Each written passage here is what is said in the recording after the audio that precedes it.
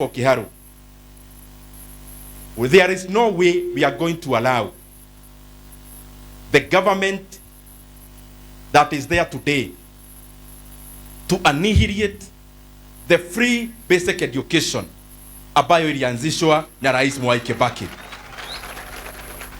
Nasema hivi kwa sababu this week actually nimekuwa na mkutano na principals wa hapa Kiharu wa day secondary schools, na wametumiwa circular mrefu sana kama ya page 100.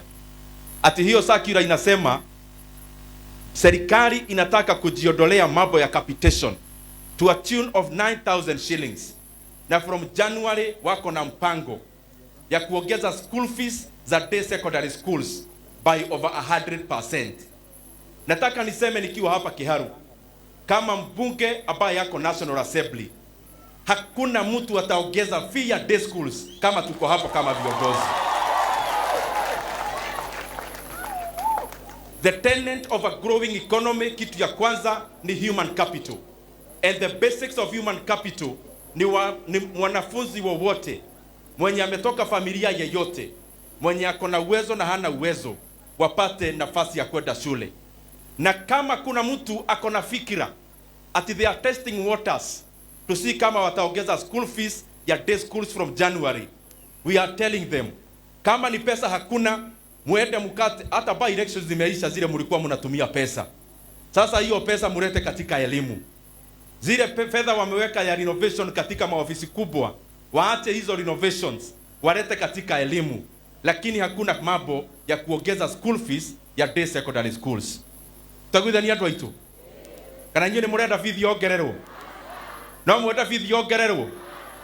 Na ndirauga tondu kaingi ndirona no ta nie ndirario horo uyu, ni kama tu pengine ni mimi naongea hii maneno ya school fees kuongezwa. I am saying hata kama hakuna kiongozi mwingine atachukua hii maneno na apambane nayo, mimi kama Dede Nono nitafanya hiyo mambo hata kama nitakuwa peke yangu. Mimi nimeshiriki katika by elections in my first term pale Kiaba, mpaka nikaregesa hii msipi yangu mara 2 kwa sababu ya kukodea huko nikifanya campaign. And therefore nimeparticipate katika by elections kule Rorie Nyandarua last term. But it is the first time that it is happening in Kenya, ya kwamba wakati kuna by elections tunaona bullets zikikuwa short. It is the first time. It is also the first time we are seeing the kind of level of intimidation na kutumia fedha za umma, na katika level tunaona saa hii hatujawahi ona tena. We want to request all the leaders, political leaders, there is no leader who was born ati kazi yake tu ni kusupport mwingine.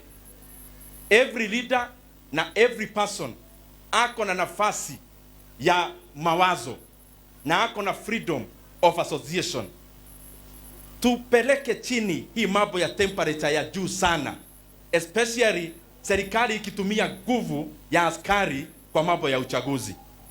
We have to keep on recalibrating, building the fabric of our country, and it is very unfortunate that the same money we pay as taxpayers can be used to actually bring disharmony among Kenyans.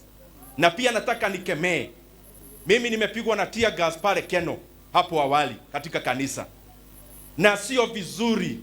Na mimi nataka kuuliza wale watu wako katika uongozi, we can differ on anything else, but let us not get to a level of throwing teargas in churches. Tuache hii mambo ya watu kupiga teargas katika kanisa. That is the lowest we can go as a country.